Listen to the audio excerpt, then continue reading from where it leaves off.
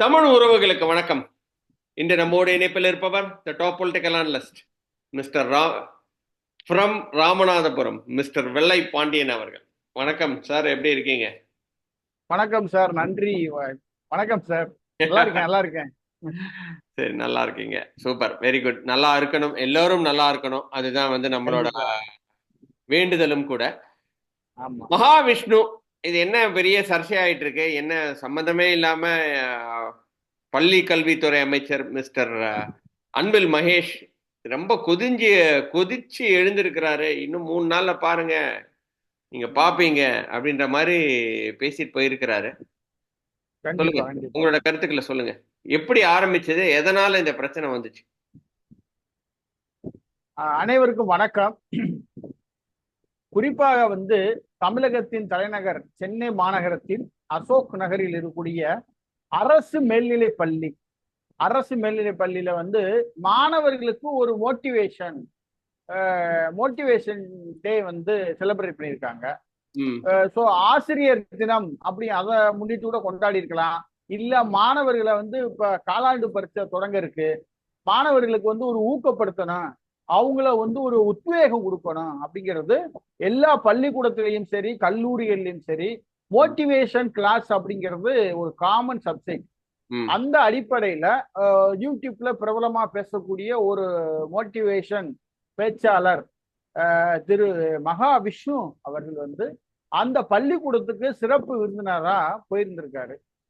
அப்போ அந்த பள்ளிக்கூடத்துக்கு சிறப்பு விருந்தினரா போகும்பொழுது அவர் அந்த சக ஆசிரியர்கள், குறிப்பா தலைமை ஆசிரியரை போய் சந்திச்சிருக்காங்க. தலைமை ஆசிரியரை பார்த்து பேசும்போது இந்த மாணவர்களுக்கு நான் எப்படி கிளாஸ் எடுக்கலாம், எப்படி பேசலாம் அப்படிங்கிறத முதல்ல டிஸ்கஷன் பண்ணிட்டு தான் போய் மாணவர்கள் மத்தியில பேச போயிருக்காரு.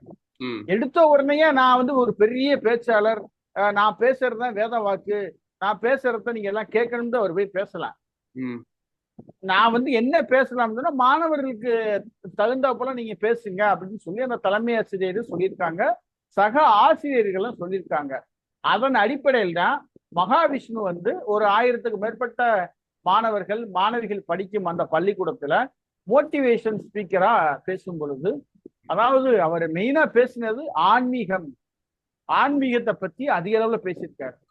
இப்ப அரசு பள்ளியில நீங்க யாரு அனுமதி கொடுத்தா அப்படின்னு இன்னைக்கு தமிழக பள்ளி கல்வித்துறை அமைச்சர் அன்பில் மகேஷ் பொய்யாமொழி கேள்வி கேட்கிறாரு.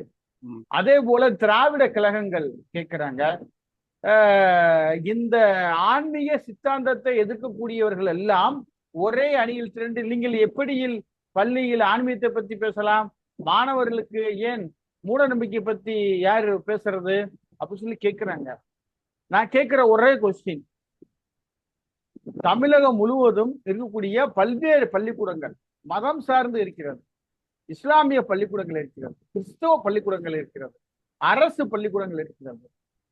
இதுல அரசு பள்ளிக்கூடங்கள்லயே சில பகுதிகள்ல இப்ப இஸ்லாமியர்கள் பெரும்பான்மை வாழக்கூடிய பகுதிகளில் பாத்தீங்கன்னா இஸ்லாமிய ஆசிரியர்கள் அதிக அளவுல இருப்பாங்க. சில கிறிஸ்துவ பகுதியில கிறிஸ்துவ ஆசிரியர் இருப்பாங்க. அவங்க நேரடியாகவோ இல்ல மறைமுகமாகவோ, சில இடங்கள்ல நேரடியாகவோ குர்ஆனை பத்தி பேசுவாங்க, உருதுல பேசுவாங்க.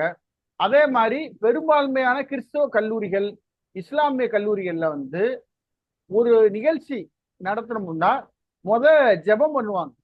ஜெபம் பண்ணிட்டு தான் எந்த நிகழ்ச்சியுமே ஆரம்பிப்பாங்க. ம் இஸ்லாமிய கல்லூரிகள்லயோ பள்ளிக்கூடங்கள்லயோ அவங்க தொழுவாங்க, அந்த குர்ஆன் வாசிப்பாங்க, இல்லைண்டா ஓதுவாங்க. இந்த மாதிரி கான்செப்ட் இருக்கு. ஆனா எத்தனையோ இந்து கல்லூரிகள் இருக்கு. அவங்க அங்க ஆன்மீகத்தை பத்தி பேசி நம்மளுடைய முன்னோர்கள் இப்படி வாழ்ந்தாங்க, ம் நம்மளுடைய திருக்குறள் இதை சொல்லுது, பகவத்கீதை இதை சொல்லுது, முனிவர்கள் இதை சொல்லியிருக்காங்க, சித்தர்கள் இதை சொல்லியிருக்காங்கன்னு சொல்லி நம்ம ஒரு எடுத்துக்காட்டுக்கு சில தத்துவங்களை சொல்லிதான் பேசணும். அதை இஸ்லாமியர்களும் பேச செய்யறாங்க, கிறிஸ்தவர்கள் மட்டும்தான் பேசுறாங்க. ஆனா இந்த மோட்டிவேஷன் ஸ்பீக்கர் மிஸ்டர் மகாவிஷ்ணு மாணவர்கள்ட்ட நீங்கள் தங்களை உணருங்கள், உங்களுடைய பெற்றோரை நினைத்துக் கொள்ளுங்கள், நீங்கள் இறை வழிபாட்டை நேசியுங்கள், திருக்குறளை மேற்கோள் காட்டி பல்வேறு விஷயங்களை பேசியிருக்காரு. ம் அவர் பேசிக்கிட்டு இருக்கும் பொழுது அவர் என்ன சொல்றாரு, முன்ஜென்மம், குறிப்பாக சொல்ல வேண்டும் என்றால் முன் ஜென்மம், முன் ஜென்மத்துல நம்ம செய்த பாவங்கள் தவறுகள்னால இந்த ஜென்மத்துல வந்து நம்ம ஒரு மாற்றுத்திறனாளியோ இல்ல கண் தெரியாதவோ காது கேட்காதவங்களோ ஒரு ஊனமுற்றோரா பிறக்கிறான். ம், இது போன ஜென்மத்துல செய்த பாவம், ம், அதனால இந்த ஜென்மத்துல வந்து நம்ம அனுபவிக்கிறோம் சொல்லி பேசியிருக்காரு. ம். அது இது மூட நம்பிக்கை மகாவிஷ்ணு. தானே, அது மூட நம்பிக்கை தானே. எப்படி பேசினாரு அவரு? கண்டிப்பா சார், மூட நம்பிக்கை தான், இல்லைன்னு சொல்லலாம். ம், இது மகாவிஷ்ணு மட்டும் கிடையாது, இதற்கு முன்னாடி இருந்த எத்தனையோ ஆசிரியர்கள் பேராசிரியர் பெருமக்கள் எல்லாம் ஒவ்வொரு இடங்கள்ல இந்த மாதிரி பேசுறது ஒரு காமனா பேசுறது. நீங்க சரி. போன ஜென்மத்துல ஏதாவது பாவம் பண்ணியிருப்ப, நீ அதை இந்த ஜென்மத்துல அனுபவிக்கிற அப்படின்னு சொல்லி இயல்பா பேசுறதுதான். ம், அதை நம்ம வந்து மூட நம்பிக்கையா எடுத்துக்கிற முடியாது. சரி. இல்ல அத வந்து எப்படி அவரு வந்து இப்படி சொல்லியிருந்தா பரவாயில்ல. போன ஜென்மத்துல பண்ண பாவம் தான் இந்த ஜென்மத்துல இருக்கு. அதனால நீங்க இந்த ஜென்மத்துல நல்லது பண்ணுங்க அப்படின்ற மாதிரி அவர் எடுத்துட்டு போயிருந்தா ஒரு நல்ல விஷயமா இருந்திருக்கும். பட் அப்படி எடுத்துட்டு போனாரா இல்லையான்னு தெரியல இல்லையா? சோ இல்ல அதுவும் இல்ல, நம்ம அவர் ம், அவர் வந்து பாத்தீங்கன்னா அந்த மாணவிகளுடைய பேட்டியே பாத்தீங்கன்னா தெரியும். மகாவிஷ்ணு சார் வந்து பேசும் பொழுது, நான் என்னுடைய தாய் தந்தை நினைச்சுக்கிட்டேன், என் தாய் தந்தை கண் முன்னாடி வந்தாங்க, நாம நல்லா படிக்கணும், நம்ம எந்த தவறும் செய்யக்கூடாது, ம், இன்று மாணவர்களுக்கு நல்ல அறிவுரை சொல்லக்கூடிய சிறந்த பேச்சாளர்கள் தமிழகத்தில் இருப்பது ரொம்ப குறைவு. ம், நீங்க மாணவர்களை குடி என்று சொன்னால் நல்லவர், நீங்க சர்ச்சுக்கு போங்க, மசூதிக்கு போங்க அப்படின்னா நல்லவர். சார், திருநீர் பூசக்கூடாதா நெற்றியில? திருநீர் பூசிட்டு பள்ளிக்கூடத்துக்கு போக கூடாதா? ம், திருநீர் பூசிட்டு போனா நான் மதத்தை பரப்புகிறேன் என்று சொல்வதா? அப்ப ம், இஸ்லாமியர்கள் தொப்பி அணிந்து வர்றார்கள், கிறிஸ்தவர்கள் ஜெபமாலை அணிந்து வருகிறார்கள், எல்லோருமே தங்களுடைய மத அடையாளங்களைத்தான் பின்பற்றுறாங்க. நீங்க இஸ்லாமிய டீச்சர் இருக்காங்க, நீங்க பள்ளிக்கூடம் என்பது ஒரு பொதுவான இடம், நீங்க ஏன் பர்தா போடுறீங்க? ம், நீங்க பர்தா போடாம காமனா வாங்க. நீங்க வகுப்பு நேரத்துல கூட புர்கா அணிஞ்சுக்கிறீங்கல்ல, புர்கா போடாம நார்மல் சேரியில நிக்கலாம்ல. அப்ப அதுக்கு மட்டும் விலக்கு இருக்கு. இந்த இந்தியா என்பது ஒரு மதச்சார்பின் நாடு. இந்த நாட்டை ஆளக்கூடிய பாரத பிரதமர் எங்கேயுமே மதம் சார்ந்து பேசவில்லை, ஜாதி சார்ந்து பேசவில்லை. இந்திய மக்கள் எல்லாம் என் மக்கள், இந்த நாடு வளம் பெற வேண்டும், இந்த நாட்டு மக்கள் முன்னேற வேண்டும் தான் எல்லா இடமும் பேசிக் கொண்டு வருகிறார். அப்படி இருக்கக்கூடிய நம்முடைய தமிழ்நாட்டில் இந்த திமுக அரசு ஆளக்கூடியதுல வந்து பாத்தீங்கன்னா மூட நம்பிக்கையை பத்தி பேசிட்டாங்க, மதச்சாயம் பூசிட்டாங்க. இவர் பேசுனது வந்து தப்பு, இவர் பேசுனது இந்திய இறையாண்மைக்கு எதிரானு சொல்லி ஏகப்பட்ட பேர், திராவிட கழகம், இடதுசாரிகள், கம்யூனிஸ்ட், யாராரோ ம். பேசிக்கிட்டே இருக்காங்க மகாவிஷ்ணுவ. இதுல இன்னைக்கு காலையில சென்னை இதுல என்ன மாநகர எனக்கு ஆச்சரியமா இருக்கு அப்படின்னா, மிஸ்டர் அன்பில் மகேஷ் வந்து எல்லா கோயிலுக்கும் போறவர். அவர் எப்பவுமே வந்து தன்னை வந்து ஒரு ஆன்மீகவாதியா நிலைநாட்டிக்கிறதுல அவர் வந்து என்னைக்குமே ஒளிஞ்சது கிடையாது. கண்டிப்பா பெரியார் கண்டிப்பா. நம்பிக்கை இருந்தாலுமே அது வந்து பெண்ணடிமையை தகர்த்ததா இருக்கட்டும், முற்போக்கு சிந்தனையா இருக்கட்டும், அந்த மாதிரி தான் அவர் வந்து அன்பில் மகேஷ் இது வரைக்கும் இருந்திருக்காரே தவிர, தான் ஒரு ஆன்மீகவாதின்னு அவர் என்னைக்கு அவர் கோயில் போற எல்லாத்தையும் அவர் வந்து போடுவார்.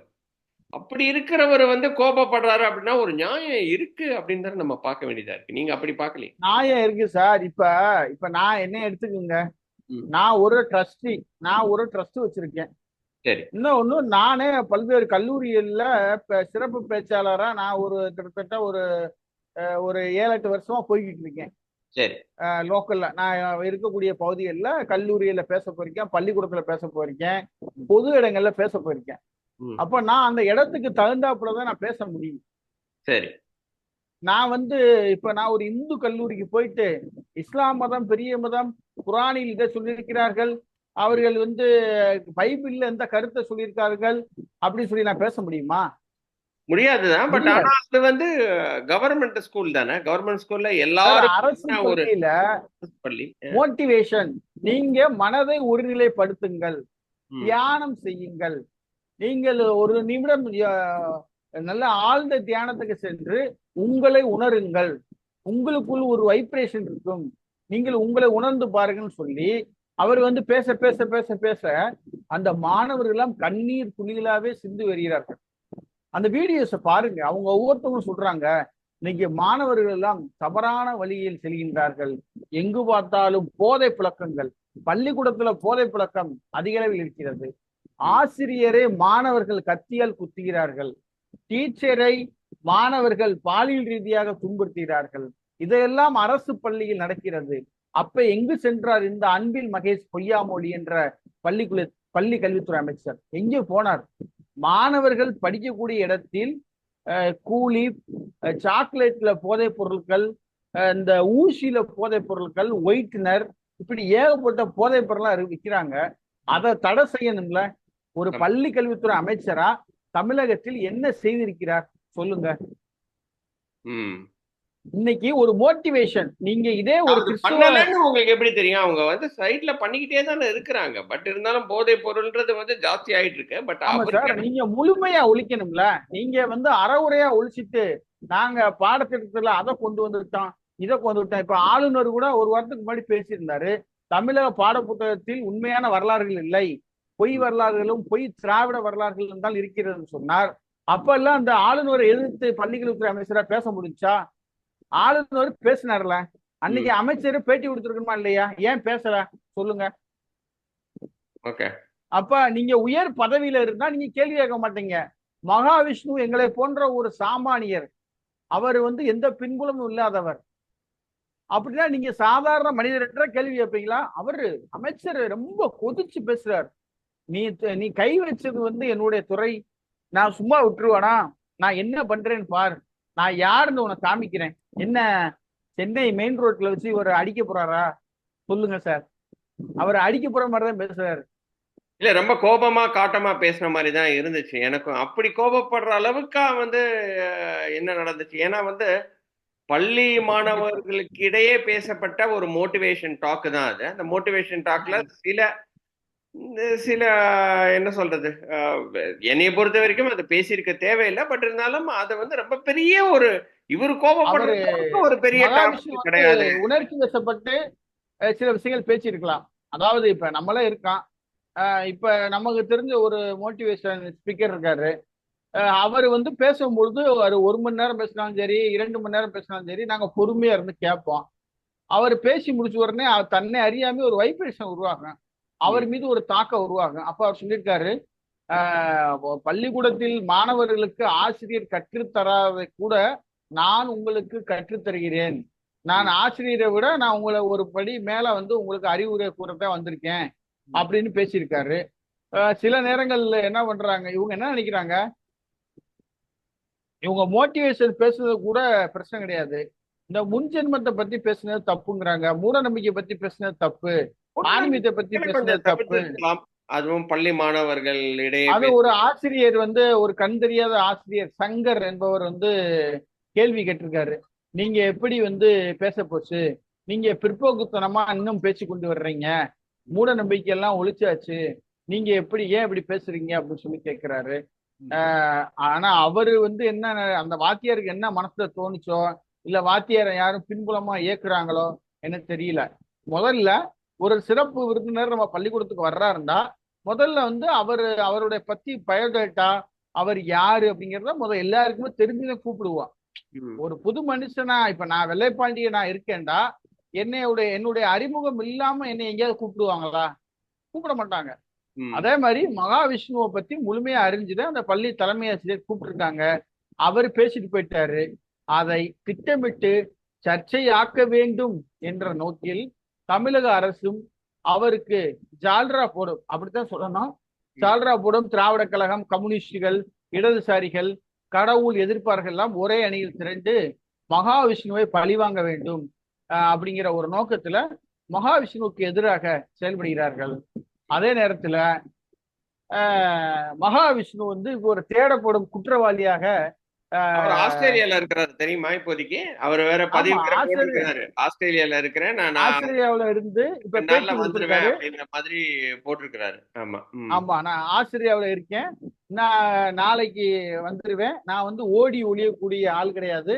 தமிழக அமைச்சர் அன்பில் மகேஷ் வந்து என் மீது கோபத்தில் ரொம்ப சீற்றம் அடைந்திருக்கிறார். அவர் சீற்றம் எதற்கான சீற்றம் என்று எனக்கு தெரியவில்லை. அதே நேரத்தில் தமிழக அமைச்சருக்கு நான் அறிவுரை சொல்ற அளவுக்கு, விளக்கம் அளிக்கிற அளவுக்கு நான் ஒன்றும் பெரியாள் கிடையில. அப்படி இருந்தாலும் அவரை நான் சந்தித்து விளக்கம் அளிப்பேன் என்று ஒரு துணிச்சலாக, ஒரு தைரியமாக, ஒரு தன்னம்பிக்கையுடன் ஆஸ்திரேலியாவில் இருந்து வீடியோ போட்டிருக்கிறார். யாராவது இப்படி போட முடியுமா? அவர்கிட்ட தப்பு இருந்தா எப்படி போட முடியும்? அதே போல பண்ணிட்டு அந்த சொல்ல வரல, யாருமே வந்து தப்பு. ஏன்னா வந்து மாணவர்களிடையே பேசும்போது தப்பா பேசுறது என்னன்னா இன்னும் வந்து பெரிய பிரச்சனையா இருக்கும். இது வந்து கண்டிப்பா ஆன்மீக கண்டிப்பா சம்பந்தமா அது மூட நம்பிக்கையோட சேர்ந்த ஒரு கூறா இருக்குன்றதுனாலதான பிரச்சனை வருது. இந்த மூட கண்டிப்பா கண்டிப்பா நம்பிக்கைகளை எதுக்கு வந்து இளம் மாணவர்களுக்கு இடையே விதைக்கணும் அப்படின்ற மாதிரியும் இருக்கு இல்லையா? நீ சார் இப்ப அந்த போன ஜென்மத்துல பண்ணல பாவம் தான் இந்த ஜென்மத்துல உன்னை ஆட்டி படைக்குது அப்படின்னா என்ன? அது வந்து அதுக்கு எந்த ஒரு சயின்டிபிக் ரீசனுமே கிடையாது. கண்டிப்பா கண்டிப்பா சார். இப்ப அதே மாதிரி அந்த பள்ளியினுடைய தலைமை ஆசிரியர் தற்போதைய செய்தி, அவர் பணியிடம் வேற இடத்துக்கு மாற்றப்பட்டு உள்ளார். திருவள்ளூர் மாவட்டத்துக்கு பணியிடம் மாத்திருக்காங்க, டிரான்ஸ்பர், உடனே டிரான்ஸ்பர். அப்புறம் அந்த பள்ளியில வந்து யாரெல்லாம் இவங்களை கூப்பிட்டு வந்தாங்க அப்படின்னு சொல்லி அவங்கள போல நான் டிரான்ஸ்பர் பண்ணுவேன், பழி வாங்குவேன்னு சொல்லி அமைச்சர் சொல்லியிருக்காரு. நீங்க இதை அரசு பள்ளின்னு சொல்றீங்க, எத்தனையோ அரசு பள்ளியில சிறப்பு அழைப்பாளராக நீங்க கூப்பிடுறீங்க. அவங்க வந்து அவங்களுக்கு பிடிச்ச விஷயங்கள், மாணவர்களுக்கு எது தேவை. இப்ப நடிகர் தாமு இருக்கார் பார்த்தீங்கல்ல, நடிகர் தாமு வந்து சிரிப்பு நடிகர், வந்து ஒரு மிகச்சிறந்த ஒரு மோட்டிவேஷன் பேச்சாளர். அவர் இதே மாதிரி மாணவர்களை தன்னை உணர செய்து கண்ணீரா அவர் பேசிக்கிட்டு இருக்கும் போதே நம்மளை அறியாம கண்ணீர் விட்டுருவோம். அதே மாதிரி இவர் ஒரு வளர்ந்து வரும் ஒரு மோட்டிவேஷன் பேச்சாளர், ஒரு இளம் பேச்சாளர். அவர் பேசின நானும் கேட்டேன், ரொம்ப நல்லாதான் இருந்துச்சு. அவர் நம்மளுடைய என்ன சொல்றாரு, நம்மளுடைய உடலையும் உள்ளத்தையும் ஆராயிறாரு. அதனுடைய நம்ம அந்த வாழ்ற வாழ்க்கையை யாருக்காண்டி வாழ்றோம், நம்ம எப்படி படிக்கணும், நம்ம எதிர்காலத்தை எப்படி தீர்மானிக்கணும், படிக்கும் பொழுது உடலையும் மனதையும் நம்ம எப்படி ஒருநிலைப்படுத்தணும், ஒரு தன்னம்பிக்கை பயிற்சியும் கொடுக்காரு. அது உங்களுக்கு பிடிக்கல அப்படின்னு சொல்லி சொல்றாங்க. அது என்ன சொல்றது, இது ஒரு அரசியல் ஆக்கணும் ஆக்குறாங்க. இது எங்க போய் முடிய போகுதுன்னு தெரியல. இருந்தாலும் பள்ளி கல்வித்துறை அமைச்சருடைய சீற்றம் என்பது தேவையற்றதுதான் என்னை பொறுத்த மட்டும். தேவையற்றதுதான் அப்படின்ற மாதிரி தான் நீங்க பாக்குறீங்க இல்லையா? ஆமா ஆமா இது வந்து தேவையில்லை. ஆனா மிஸ்டர் அன்பில் மகேஷ் வந்து கொஞ்சம் கோபம் அடைஞ்சிருக்கிறாரு. இத்தனைக்கும் வந்து நம்மளோட சிஎம் வந்து அமெரிக்கால இருக்கிறாரு. அமெரிக்கால இருக்கும்போது இப்படி சில சர்ச்சைகள்லாம் உருவாக்குறது, இன்ஃபேக்ட் இது வந்து தானா அமைஞ்சது கிடையாது, இது வந்து உருவாக்கப்பட்டது அப்படின்ற மாதிரி தான் நம்ம வந்து பார்க்க வேண்டியதா இருக்கு. ஏன்னா அந்த பேச்சாவே விட்டுருந்தானா அப்படியே போயிருக்கும். பட் அதை எடுத்துட்டு வந்து முன்னிலைப்படுத்தி நம்ம சிஎம் இல்லாத போது இதை பெருசாக்குறது வந்து அன்பில் மகேஷ் வந்து கொஞ்சம் செல்ஃப் இதை தேடுறாரோ அப்படின்ற மாதிரியும் பார்க்க வேண்டியதா. அன்பில் மகேஷ் பொய்யாமொழிக்கு கூட துணை முதல்வர் பதவி ஆசை கூட வந்திருக்கலாம் என்றால், அவரும் ஒரு 3வது தலைமுறை அரசியல்வாதி. நம்முடைய உதயநிதியும் ஒரு 3வது தலைமுறை அரசியல்வாதி. தன்னை விட தகுதியே இல்லாத உதயநிதி அவர்களை துணை முதலமைச்சர் ஆக்கும் பொழுது நன்கு படித்தவர்.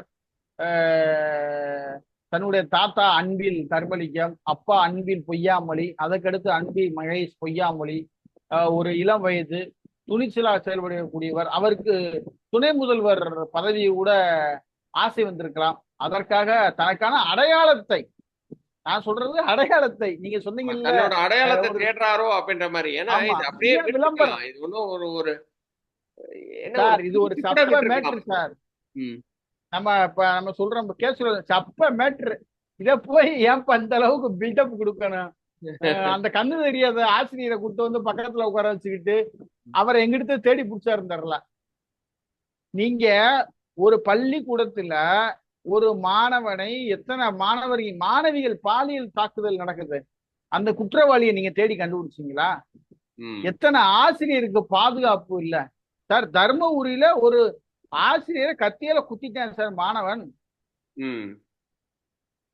கேட்க முடிஞ்சா? நீங்க ராமநாதபுரம் மாவட்டம் முதலூத்தூர்ல ஒரு முஸ்லீம் பள்ளியில ஒரு முஸ்லீம் வாத்தியாரு மாணவிக்கு பாலியல் தொல்லை கொடுத்தாரு. அந்த வாத்தியார் நீங்க என்ன பண்ணீங்க? சஸ்பெண்ட் மட்டும் பண்ணீங்க. அவருக்கு ஏதாவது தண்டனை வாங்கி கொடுத்தீங்களா? நான் வெளியூர்ல சொல்ல, எங்க ஊர்ல நடந்ததை சொல்றேன். அந்த வாத்தியார் வந்து அத்தனை மாணவிகளிடமும் ஆபாசமா பேசியிருக்காரு. ஆடியோ முதற்கொண்டு வெளியிட்டாங்க. என்ன பண்ணாங்க? அதாவது பெரும்பான்மையை இருக்கக்கூடிய ஒரு சமூகத்தை நேரடியாக தாக்குவதும், அதே போதில் சிறுபான்மையர், நீங்க சிறுபான்மையருக்கு வாக்கு வங்கி வேணும், சிறுபான்மையரை பாதுகாக்கணும், சிறுபான்மையருக்கு ஆதரவா இருக்கணும்னு சொல்லி இந்த கபட நாடகத்தை இத்தோட நிறுத்திவிட்டு, அரசு என்பது சமமா இருக்கணும், சமூக நீதி அரசுன்னு சொல்றீங்க. சமூக நீதி உங்கள்கிட்ட இல்லையே. நீங்க ஒரு சலுகையை வந்து சமமா பிரிச்சு கொடுக்கணும். உங்களுக்கு ஒரு சலுகை, எனக்கு ஒரு சலுகை தான், அதுல என்ன சமூக நீதி இருக்கு? அதைத்தான் இந்த திராவிட அரசு தொடர்ந்து செய்து வருகிறது. அமைச்சர் அவர்கள் தன்னை விளம்பரம் தேடிக் கொள்கிறார்கள். பொறுத்திருந்து பார்ப்போம் என்ன நடக்கிறது என்று. சூப்பருங்க, ரொம்ப நல்லா பேசுனீங்க. இந்த பிரச்சனையை பத்தி அதாவது வந்து நம்மளோட வியூவர்ஸ்க்கு ஒரு ஒரு என்ன சொல்றது, ஒரு விழிப்புணர்ச்சி கிடைச்சிருக்கும். அவங்க பண்ணிக்கிட்டோம் இது தவறா ரைட்டா அப்படின்னு சொல்லிட்டு. எனக்கு வந்து இது வந்து தவறா பட்டாலும் இது வந்து இவ்வளவு பெரிய விஷயமா ஆக்கியிருக்க தேவையில்லை அப்படின்றதுதான் நான் பாக்குறேன். இது வந்து அதே மாதிரி அந்த அசோக்நகர் பள்ளிக்கூடம் நான் பாக்குறேன். நானு சாரி, பிற்போக்கு சிந்தனை தான் பாக்குறேன். பட் இருந்தாலும் வந்து அதை இவ்வளவு பெரிய விஷயமா ஆக்கியிருக்க தேவையில்லை. ஏன்னா வந்து ஒரு ஒரு ஒரு ஸ்பீச் கொடுக்க வந்தவர், நீங்க சொன்ன மாதிரி மோட்டிவேஷன் ஸ்பீச் கொடுக்க வந்தவர் வந்து ரொம்ப பெருசா தவறா பேசியிருக்க மாட்டாரு. அப்படி அந்த வீடியோவை நான் பார்த்தேன்.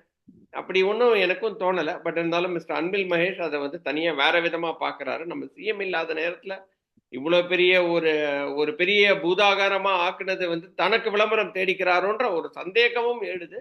பட் நமக்கு அது வந்து டைம் தான் வந்து ஆன்சர் சொல்லணும். லாஸ்டா ஏதாவது பேச விரும்புறீங்களா? குறிப்பாக வந்து நம்மள தமிழக வெற்றி கழகத்தினுடைய தலைவர் நடிகர் விஜய் கட்சியை ஆரம்பித்து இருக்கிறார். தமிழகம் முழுவதும் அவருடைய தொண்டர்கள் கொடிக்கம்பம், தேனியில வந்து லெப்ட் பாண்டி அப்படிங்கிறவர ஒரு 100 அடியில கொடி ஏற்றிருக்காரு. அதே மாதிரி தமிழ்நாடு முழுவதும் விஜய் ரசிகர்கள் தங்களுடைய வீடுகள், பொது இடங்கள், தங்களுடைய தோட்டங்கள், வயக்காடுகள் எல்லாம் கொடி ஏற்றிக்கிட்டு வர்றாங்க. இன்னும் பொது இடத்துல ஏத்தல, பேருந்து நிலையமோ இல்ல ஒரு பொதுவான பிளேஸ்ல ஏத்தல, அவரவருக்கு சொந்தமான இடங்கள்ல கொடி ஏற்றிக்கிறாங்க. அதே மாதிரி நாம் தமிழரின் நட்சத்திர பேச்சாளர் நாகப்பட்டினம் அக்கா காளி அம்மாள் அவர்களை பற்றி தொடர்ந்து ஒரு விவாதம் நிலை வருகிறது. சீமான் கட்சியில வந்து சீமானை விட ஒரு பாப்புலாரிட்டி யாருக்கும் கிடைச்சிடக்கூடாது, நாம் தமிழர் இருக்கிறாரோ அப்படின்ற ஒரு சந்தேகமும் எழுது இல்லையா அந்த விஷயத்துல? கண்டிப்பா கண்டிப்பா. நம்ம காளியம்மாள் வந்து வந்து அந்த பிசுரை தூக்கி போட வேண்டிய டைம் வந்துருச்சு அப்படின்ற மாதிரி பேசியிருந்தாரு. அப்புறம் வந்து அவரே வந்து பிசுறு மசுருன்னு நாங்களே பேசுவோம், அப்புறம் உசுருன்னு கூட சொல்லுவோம், பிசுறுன்னு சொல்லுவோம், அப்புறம் மசுருன்னு சொல்லுவோம், ஆனா உசுருன்னு நாங்க தான் சொல்லுவோம் அப்படின்னு வந்து ஒரு என்ன சொல்றது, அந்த ஒரு நடையா பேசி அப்படியே வந்து மக்கள் அந்த அப்படியே திருப்பிட்டாரு. பட் இருந்தாலும் காளியம்மாள் இவ்வளவு நாளா பேசாம இருந்தாங்க, இன்னைக்கு வந்து பேசி இருக்கிறாங்க. ஒருவேளை அவங்க விஜய் கட்சியில போய் சேருவாங்களோ அப்படின்ற ஒரு சந்தேகமும் எழுது. நீங்க எப்படி பாக்குறீங்க, அவங்க போய் விஜய் கட்சியில சேருவாங்களா? அதாவது நாம் தமிழரில் ஒரு மிகப்பெரிய பேச்சாளர் என்றால் ஒன்னு சாட்டை துரைமுருகன், இன்னொருத்தர் வந்து மதுரையில வந்து வெற்றி குமரன் ஒருத்தர், நாகப்பட்டினம் சைடு வந்து பாத்தீங்கன்னா அந்த காளியம்மாள்.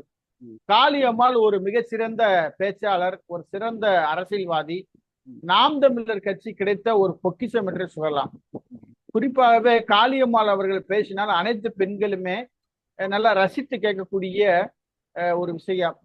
ஒரு மீனவ பெண்ணாக பிறந்து விட்டு ஒரு அரசியல்ல இந்த அளவுக்கு ஃபைட் பண்ணி பல விஷயங்களை பேசினவங்க. குறிப்பா வந்து ஒரு கடந்த தேர்தல் நேரத்துல கூட ஒரு தேர்தல் பொதுக்கூட்டத்துல பேசும் பொழுது, இந்த இடத்துல எத்தனாவது வார்டுல மதுக்கடை திறந்துருக்காங்க, அந்த கடையை மூடுங்க, அதனால ரொம்ப பேர் பிரச்சனை வரும்னா ஆன் தி ஸ்பாட்லயே அந்த அமைச்சர் மதுக்கடையை மூடி சீல் வச்சு அது ஒரு பெரிய செய்தியாச்சு.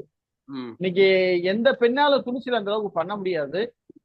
சீமான் நினைக்கிறாரு நாம் தமிழர் என்றால் சீமானுக்கு மட்டும் சொந்தம், சாட்டை துரைமுருகன் கூட அந்த அளவுக்கு வளர்ந்துடக்கூடாது, தனக்கு பின்னால் வந்து தன்னுடைய மனைவி கையொலி இருக்க வேண்டும், அதற்கு பின்னால் அவருடைய வாரிசில் இருக்க வேண்டும் என்றுதான். இப்ப சமீபத்தில் கூட புரட்சி தமிழர் முன்னணி என்று கூட ஒருத்தர் கூட அந்த கட்சியிலிருந்து விலகி சென்னை பிரஸ் கிளப்ல வச்சு ஒரு புதிய இயக்கத்தை உருவாக்கி இருக்கிறார். நாம் தமிழத்திலிருந்து பிரிந்தவர், அவர் திருவண்ணாமலை மாவட்டம் நினைக்கிறேன். புரட்சி தமிழர் பேரவை அப்படின்னு சொல்லி ஒரு கட்சி ஆரம்பிச்சிருக்காரு. அதே மாதிரி காளியம்மாள் அவருடைய அமைதி என்பது ஒண்ணு மீண்டும் நாம் தமிழரா, இல்லை விஜயனுடைய தமிழக வெற்றி கழகமா, இல்ல அவங்க வேற ஏதாவது திராவிட கட்சியில சேர போறாங்களா என்று நம்ம கொஞ்சம் பொறுத்திருந்து பார்க்கணும். அதற்கான நேரம் எப்போது என்று தெரியவில்லை.